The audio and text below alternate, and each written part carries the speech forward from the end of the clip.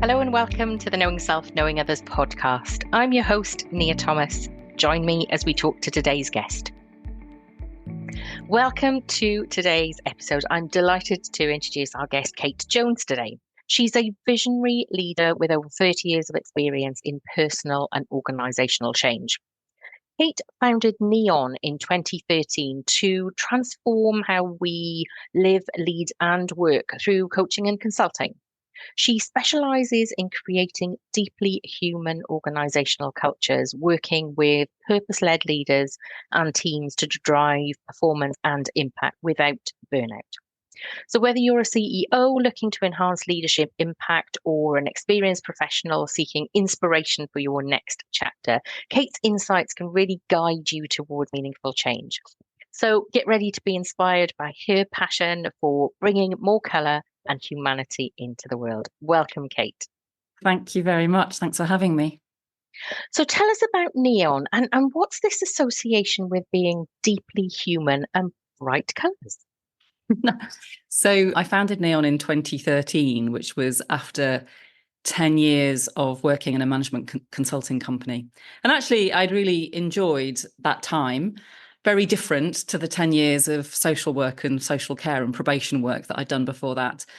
But I had found it quite a grey, metaphorically grey world. And I was in Scotland with my dear friend and my goddaughter, and we were trying to find a name for what was going to be my new company.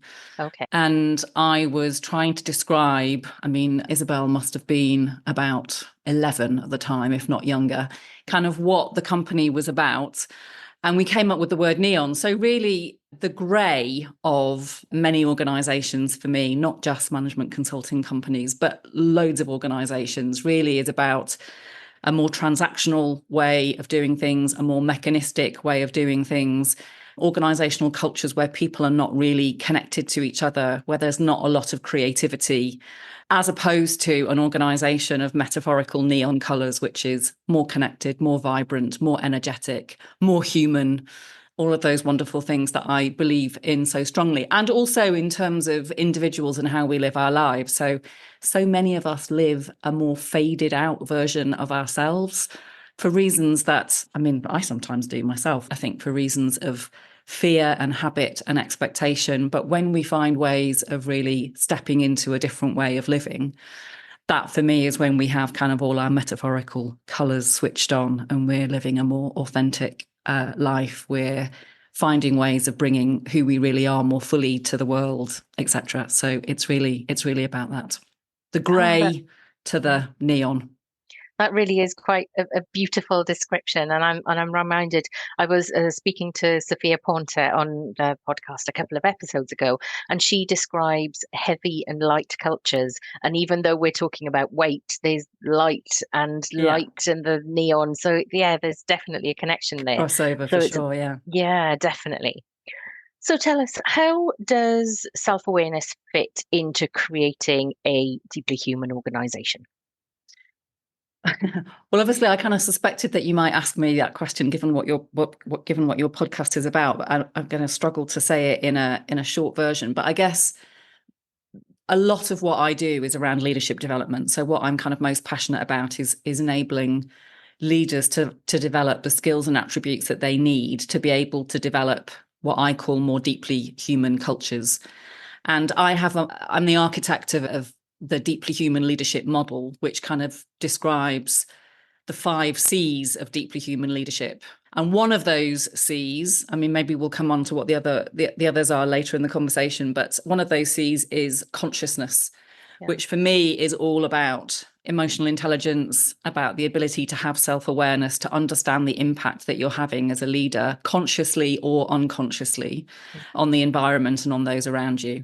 So it's a kind of key attribute for me of being a deeply human leader, is being able to understand yourself, the way that you come across when you're at your best, you're not at your best, trying your hardest to be at your best as much of the time as possible, such that you can have as useful and positive an impact as possible in your role as a leader. Yeah, so largely, I guess, about impact, being able to have as useful an impact as possible. I really like that description, that consciousness. I ask so many people how they describe self-awareness and what does it mean to them? How do they define it? And that word doesn't come up very often. So I think I'll put it in my little book as one of those ways of describing self-awareness. I think it's one that people really do associate with. It's that switching on the light.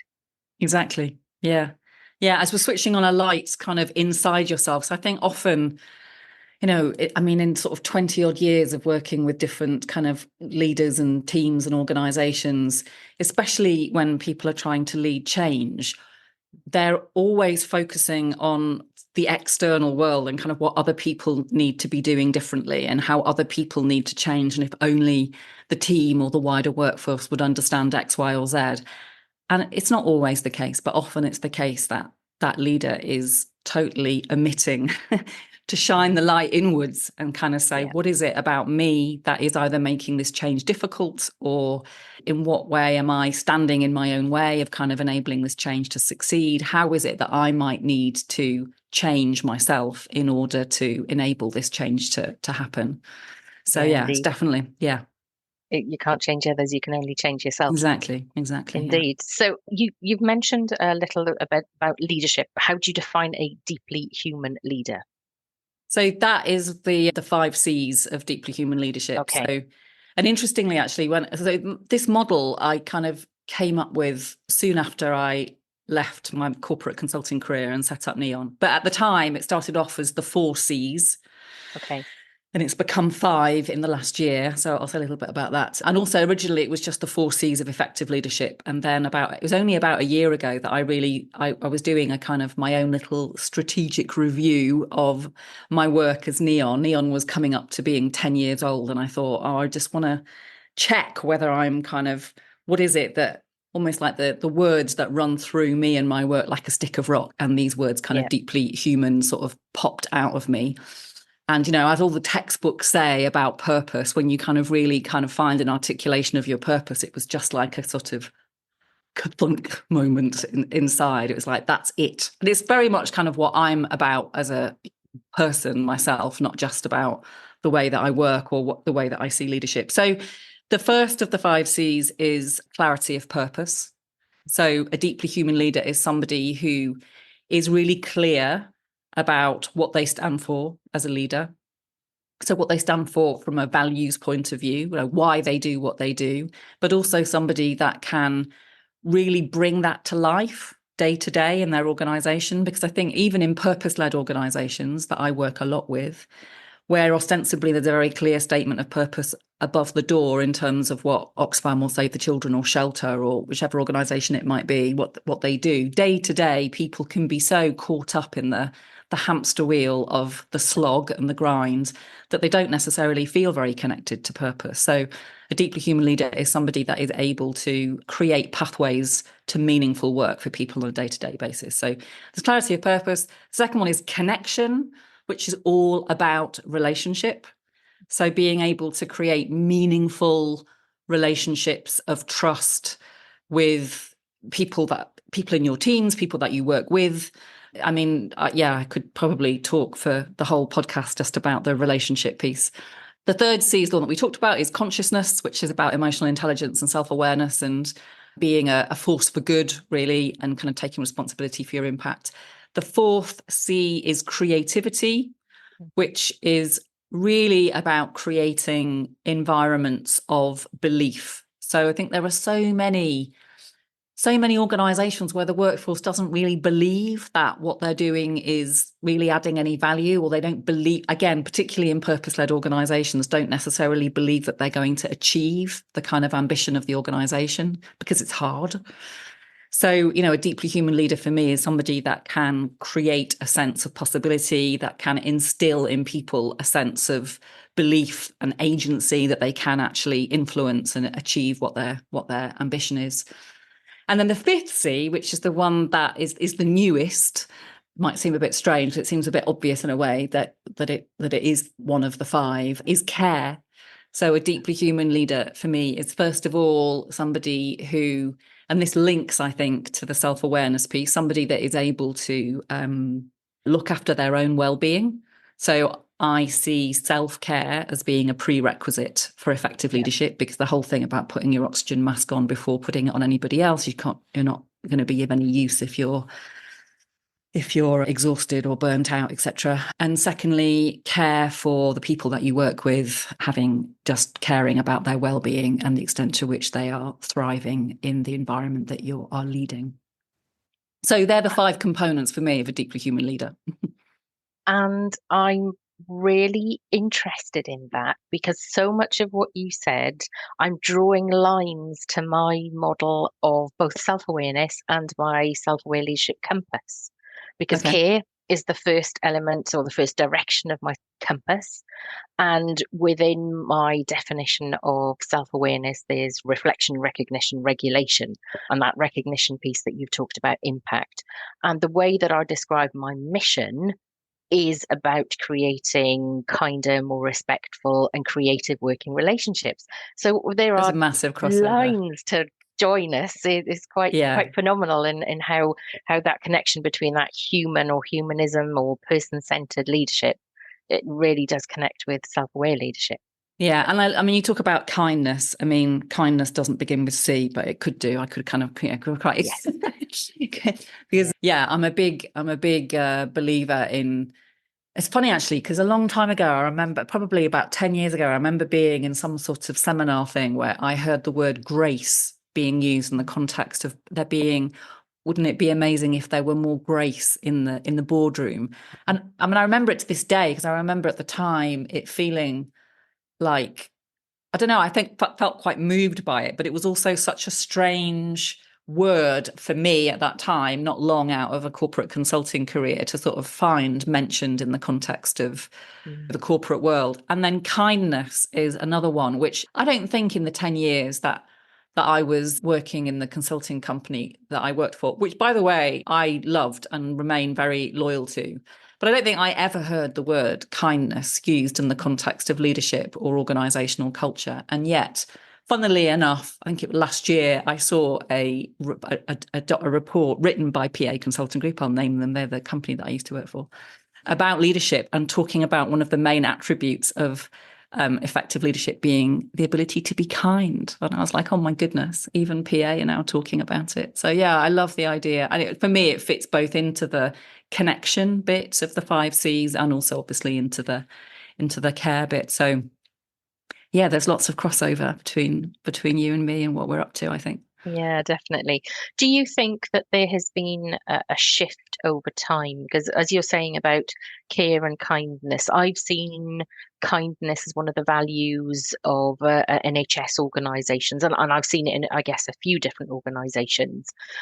But 10 years ago, 15 years ago, I wouldn't have seen the word kindness as one of the values of an Yeah. organisation. Are you seeing a shift toward, or I suppose from away from the industrial paradigm, traditional values to a more modern, person-centered values in organization? If I'm really honest, I find it quite a hard question to answer, because it's a question that I ask myself all the time in Mm, terms of, how much of a difference am I making? To what extent are those of us that are banging this drum kind of still in a minority?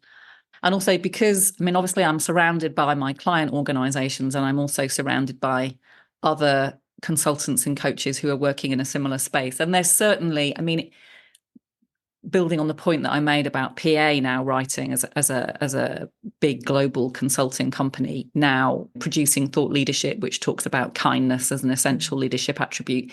Equally, you have people like McKinsey who are writing a lot about the importance of well-being, which again, back in the day, it was kind of unthinkable to me that McKinsey would be writing stuff about the importance of well-being.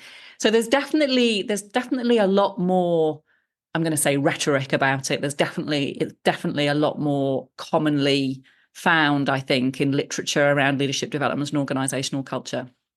And therefore, it's easier to have those kinds of conversations with client organizations, I think, and even to use some of that language.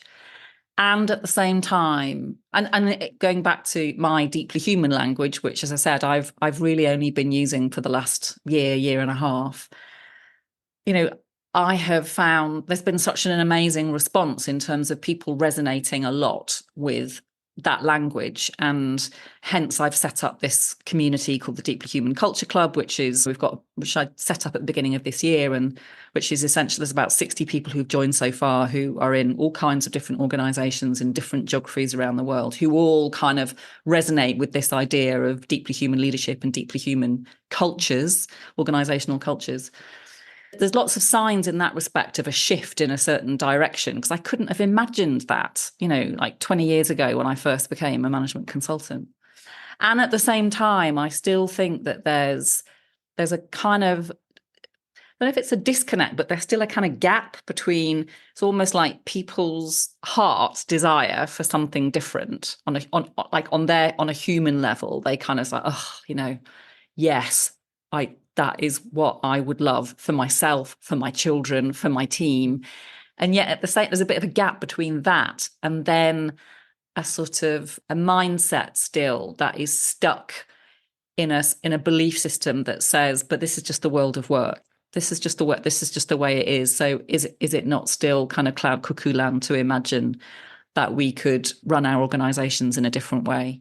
But I mean, essentially that is, however cloud cuckoo land it might feel like, I feel like I'm on a mission to change the world of work. It's like, I do not accept that the only way to run our organizations is the way that we run them currently, whether they're corporate organizations, for-profit organizations, or purpose beyond profit organizations. What I see is the vast majority running on this paradigm of what I call the hamster wheel paradigm, which is where people are just running, frantically spinning, utterly exhausted, no time to actually think properly, no time to check whether they're doing the right things or in the best way, no time to connect with themselves or each other, sometimes no time even to have something to eat at lunchtime or go to the toilet. I mean, and I'm not exaggerating. No, you're not.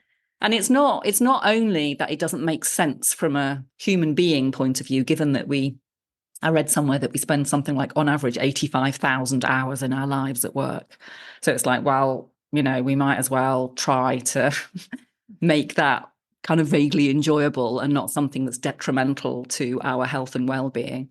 But also from a performance point of view, I'm as big an advocate as anybody of organizations having the impact that they want to have and performing to the highest level possible. And the hamster wheel paradigm is short-termist, is short-sighted. Yeah, it just doesn't make any sense. So yeah, it's a very long answer to your question, but I think there are some signs that it's shifting, but still I think there's a belief system that is very entrenched that says, well, that is just the way the world of work is, and how are we ever going to change it?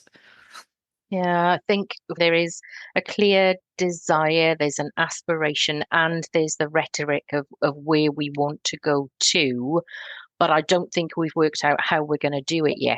And what we also don't know is how are we going to put the closed sign up on the door long enough for us to work out how we are going to Yeah. do that and to make that change. So we are doing this peculiar thing where we are talking and wanting, but we are still on that hamster wheel and we Yeah. don't know how to get off long enough to make a change.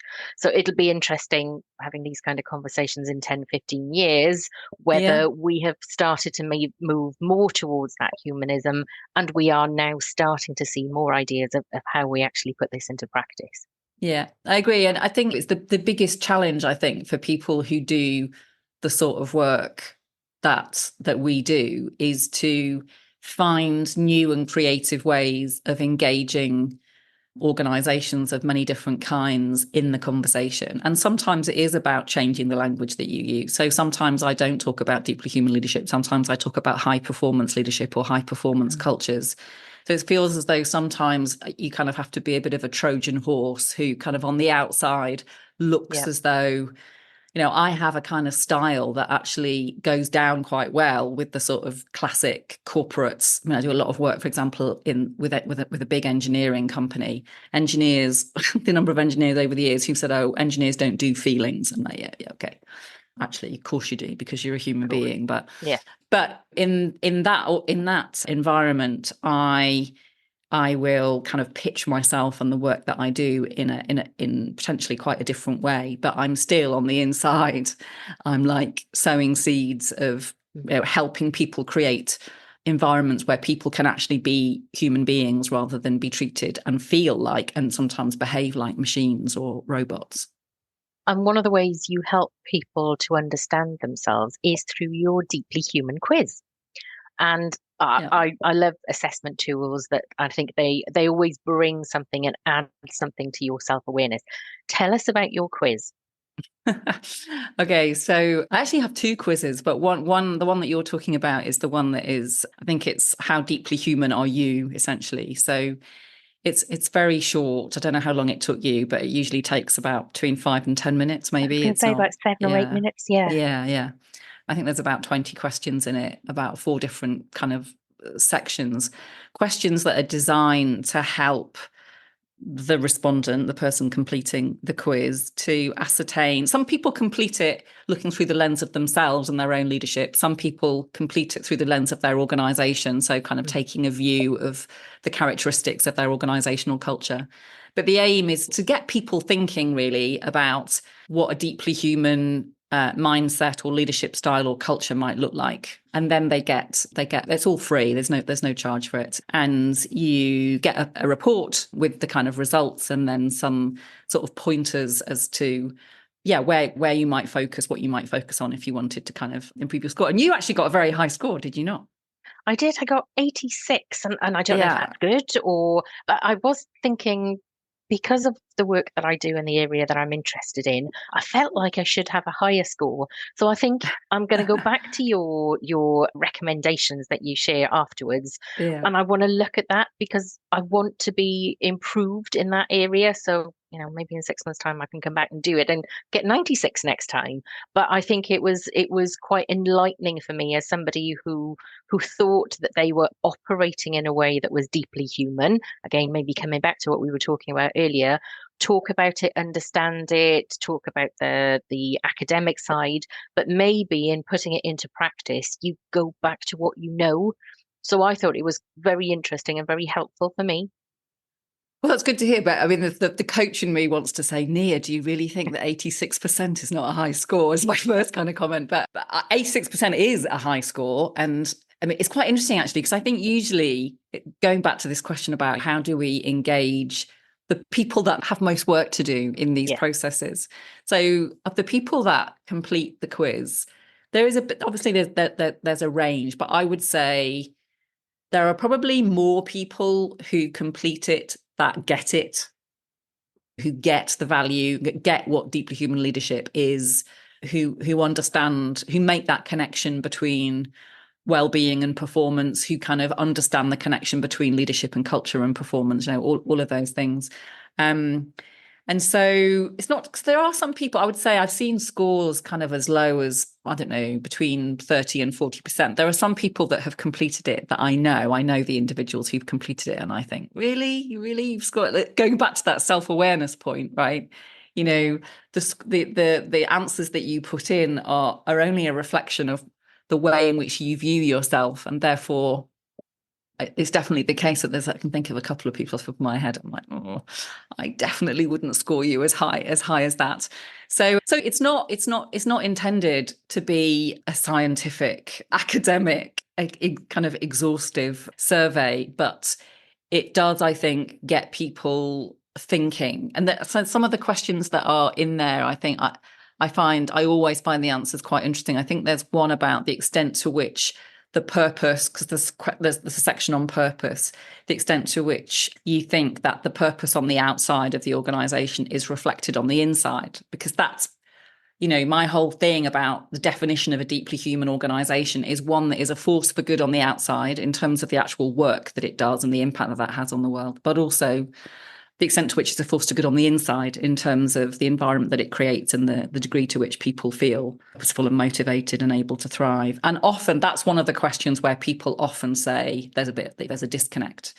And another one is, I think one of the questions is, to what extent do you really believe, if you're really honest, to what extent do you think that your leadership is as much of a force for good as you would like it to be, or, something words to that effect. And again, I mean, that's obviously a kind of self-assessment, but a lot of people will say, I think there's one answer is, I know I could do better, or I know there's more work for me to do here. But yeah, I mean, I'd really encourage people to take it, because it just sort of gets you dips your toe in the water, really, of the deeply human leadership and culture stuff. And listeners, watchers, I would definitely recommend share this quiz with people who don't usually fill out these kind of quizzes, Oh yeah, because I think, yeah. as Kate was saying, we are often preaching to the choir, because you come to these podcasts, to these quizzes, because you are already interested in the subject. When we are talking about human leadership, whether we're talking about self-aware leadership, it's often the people who are not in this space who need to hear about it, who need to learn about it, and need to develop their own skills in this area. So share, share, share. Oh, totally. That would be amazing. Absolutely. Get it in front of the people who you're like, really, I really want him or her to kind of think about this. Like, just it, yeah, see if you can bring it to those people. That would be fantastic. Yes, that's today's call to action. Yeah. You are a graduate of the Bert Hellinger Institute, and I'm not sure whether I've pronounced that Yeah, yeah, properly, yeah. in the Netherlands, and you are trained in systems thinking. How does systems thinking help you when you're working with organizations and really helping them to become more human? Yeah. It's a great question. So the Bert Hellinger, for those that don't know, was the sort of original founder of family systems thinking and constellations, which I'm not going to attempt to explain in any detail, but one of the kind of tenets of constellations and systems thinking is that patterns of behavior can be passed down across generations within families, but also the work is increasingly sort of entered into the world of organizations. And so it looks into the history of an organization, traumatic events in the lifetime of an organization. There are certain sort of principles of healthy systems as defined by systems thinkers that you can use to sort of inform your understanding of how healthy or not an organizational system or a family system. I don't work with families, but or a team. I mean, a team is obviously an example of a system, how healthy or unhealthy they are. And I don't know what the statistics are of how many healthy family systems there are in the world, but I would imagine that the statistics are quite low. Maybe I'm talking from my own experience. I don't know, but equally, there's lots of reasons why organizational systems can struggle, essentially. And what's interesting about it, apart from anything else, is that individuals operating in those systems, sometimes it's as though systems have a life of their own. And so there will be patterns of behavior that will unfold almost regardless of which individual or individuals are holding those positions. So, I mean, obviously, kind of systems thinking is a huge area, but I think in simple terms, what it does, it helps us understand the multifaceted nature of individuals, teams, and organizations, and how they are impacted by the variety of different systems of which they're a part. So if you were to draw a little picture of you as an individual and think about all the systems in which you work, family system, a school system, an educational system, a community system, a professional system in terms of your maybe educational background, your organizational system, your team. I mean, there'd be, tens and 20s and 30s and 40s of systems. So I think what it does is, in some ways, systems thinking is a deeply human lens of looking at why people behave in the way that they do, and the ways in which we are impacted by the systems in which we are operating, and just how complex that is, given how many overlapping systems are constantly, the interconnectedness of everything, really. There's John Whittington is a very well-known organisational systems person based, I think, still in London, and does a lot of work in constellations. And I did some training with him as well. And he always talked about the peacock tail. And I use this actually quite a lot when I'm working with teams in particular, is getting people to imagine the sort of peacock tail of systems of which they are or have been a part, kind of fanning out behind them like a peacock tail. Okay. And it just gives people a kind of sense of the complexity of context in which they operate and the ways in which it affects them. So yeah, I think it provides just an additional level of context and understanding when working with individuals, teams, and organizations. Because, of course, none of us are operating in isolation from anything or anybody, much as some of us might like to. We just don't. There is a kind of a web of connectedness that links all of us in some way, shape, or form. That's a wonderful description of a peacock tail, because we Yeah. often talk about the baggage that we bring, don't we? And the Yeah. heaviness, and it holds you down and it pulls you back. But actually, for many of us, it just colors our experience. It teaches us things, and it's allowed us to grow and to be where we are. So I quite like that idea of peacock tail. Peacock tail. I think it's far more positive than the way that we usually talk about it. Yeah. But of course, I mean, as you say, we're often not necessarily aware of it, or there'll be parts of our, let's call it the peacock tail, that we are much more aware of than other parts of the peacock tail. So, another way in which a systems approach can be helpful is enabling people to increase their self-awareness, really, about the ways in which their peacock tail, that sort of myriad of contexts and systems or worlds, mini worlds in which they operate, are causing them to behave in the way that they behave. And then that enables them to have more choice about the extent to which they're going to make the same decision again, whether they're going to behave in the same way again, or whether they're going to make a different choice. Very interesting. And we could probably had a very long conversation about that, let Yeah. alone all the leadership things Yeah. that we can talk Yeah. about. For people in midlife who are seeking new direction, how do you help people to navigate the transition and find fulfillment in that new chapter?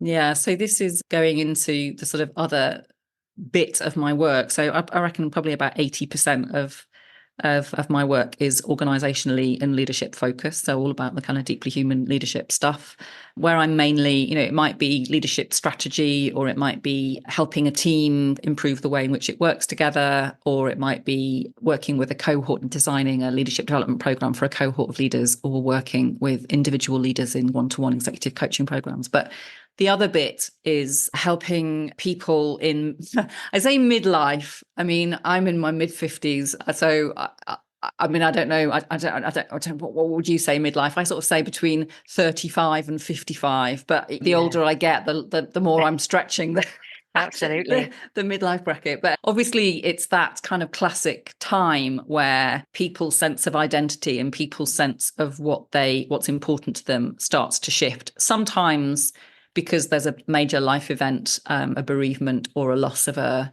breakdown of a marriage, or some kind of ill health or redundancy, or something of that kind. But sometimes it just happens. There's the kind of, as Joseph Campbell would put it, there's the call to adventure, quote unquote. There's that sort of whisper in your ear that says to you, is this it? Like, is there not more to life than this? And I think I was talking about, I was just drafting it, one of my newsletters today, and I was mentioning there's a book by James Hollis, which is about basically that period of midlife and kind of finding meaning in the second half of life. And, he talks about the fact that phase one of our adult life is usually about sort of proving ourselves in some way, shape, or form, being a success, whatever that might mean. And then the second half of life is usually about finding meaning. So typically, actually, it's interestingly, a lot of the people that come to me in this bit of my work, which is largely around individual, let's call it life coaching, if you like, a lot of those people are people who are wanting to get off the hamster wheel that I work with in the leadership bit. So people who are sick and tired of the rat race or the corporate world, who are exhausted, who want to spend more time with their families, who want their work to have more meaning than making whatever kind of money they're making or the next promotion. And I was just like, I want something more than this. Thank you very much. And some people know what it is that they want. So, for example, I was working not so long ago with somebody who was in professional services and very successful, had a great kind of, great potential for further promotion. But they were dissatisfied. And actually, what was really important for them was that the creative parts of themselves had more of a place at the table in their day-to-day life. So some people come with a kind of clear kind of longing or dream, if you like. And the question is, oh, is that possible? How can I get there? What do I do? Can you help hold me to account for actually doing something about this rather than just ignoring it and pretending that it's not there? Some people come just at the stage of knowing, having that kind of sense of dissatisfaction and that sense of there has to be more to life than this. I'm really miserable, but I have no idea what it is that I want, and I feel completely stuck. And often they've been stuck in that place for a really long time. And actually, so in terms of the quiz, I actually have a second quiz, which is about how ready are you for a new beginning, which again, kind of same idea. It's short and doesn't take very long. And obviously you get sent your results and stuff, but that is designed to kind of get people thinking about, is this just a bit of a bad day? Or is this symptomatic of something more fundamental that needs to change? And what is it that's holding me back? So the questions in there about self-confidence versus self-doubt. There's questions in there about your appetite for risk. There's questions in there about the degree to which you consider yourself to be a free agent who can sort of make whatever decisions that they want, no matter what the impact is, versus somebody who has responsibilities and feels as though those that are dependent on them are going to be at risk if they make certain choices. So yeah, and I love that part of my work. It's very different, but I think one of the things that makes it so enjoyable is that usually those people who want that kind of coaching really, really want it. They're paying themselves, they've got a lot of skin in the game, and yeah, it's definitely very deeply human work, I think. And very connected to your other part, particularly when you get to late 40s like me, and you're wondering what's the next big adventure. So I will go back to your website and do the other quiz as well. And I'll make sure that the links are in the show notes too. Thank you. Before we finish, so I've been developing this idea over the last couple of months, and I recently wrote an article, and anybody who's heard me speak, I'm a little bit obsessed with the Substack right now. So I've written an article on Substack about hyperhumanism and ultra digitalism. And I've got this vision that we're on this seesaw, and as we move towards ultra digitalism, we want to balance it with hyperhumanism. And the more we go in one direction, we're going to want to and need to balance it with the other side of the seesaw. So what are your thoughts on this humanism in the workplace as we become more digitally reliant? Well, have you written the article, by the way? Because I'd love to see it. I have. It's out. It's in the world. Oh, great. I had to track it down. Well, the first thing I would say is that I think that the increase in all things digital, AI, etc., only adds fuel to the fire of the necessity of preserving and building on our most precious resource, in my view, which is our humanity. Yeah, I agree. In some ways, I think that it does only add to the imperative to do that rather than the opposite. And also, I mean, I'm by no means an AI expert, goodness gracious me. But what I would say is that one thing that a robot will never be is a human being. So the bits of ourselves that I think, which I am, most interested in, which are all baked into this sort of notion of deep humanity, are the bits I think that AI is least likely to be able to reach or replicate. So in some ways, I am not overly, well, I'm not as, I am concerned about it, but I'm not as concerned about it as I think other people might be for that reason. But equally, I was at a conference recently where somebody was talking specifically about AI, and he was talking about, apparently there's a very famous study that was done of a community in Austria some decades ago where the whole community they lost their jobs. I think it was in some industrial town, and the impact of unemployment on that community. And the link with AI is that obviously AI is already kind of taking over, making obsolete certain jobs that were done by human beings before, and the profound impact that might have, at a kind of large scale. Because one of the fundamental things that I think we have as human beings is the need to feel useful, the need to feel as though there's a reason for us to get out of bed in the morning. Yeah. Yeah. that sort of existential, what's the point of being here? But having a reason to get out of bed in the morning kind of helps you just kind of get through the day, even if on a sort of deep philosophical level, you might not necessarily feel hugely kind of connected to a sense of purpose. So I think there are, and also AI is a massive threat to that, I think. But I feel like that's always my phrase. Our deepest humanity is our most precious resource in terms of how we live, how we lead, and how we work. So let's do what we can to look after it. I would agree. Wonderful. Thank you so much for joining me, Kate. I've really had a great conversation, and I've got some things that I need to go back and check on. I've got an action plan that I can work on, and I've got another quiz that I can go and learn more about myself from as well. So that's really wonderful. Kate, thank you so much for joining me. It's been brilliant. Thanks so much, Nia. Thanks for having me. The Knowing Self, Knowing Others podcast has a new feature. You can now send a text message directly to the show. Check out the show notes in your favorite podcast player, and in the top left of the notes, you'll see a link to Text the Show. Click on it to be taken to your messaging app and send a text directly to Nia and this week's guest. Join the community and be a part of our learning journey. Thank you for joining me on today's show, where we discuss self-aware leadership with thinkers from around the globe. If you want to make sure that you keep in touch with what's going on in the world of self-aware leadership, head over to my website and sign up to my newsletter. Looking forward to having you on my learning journey.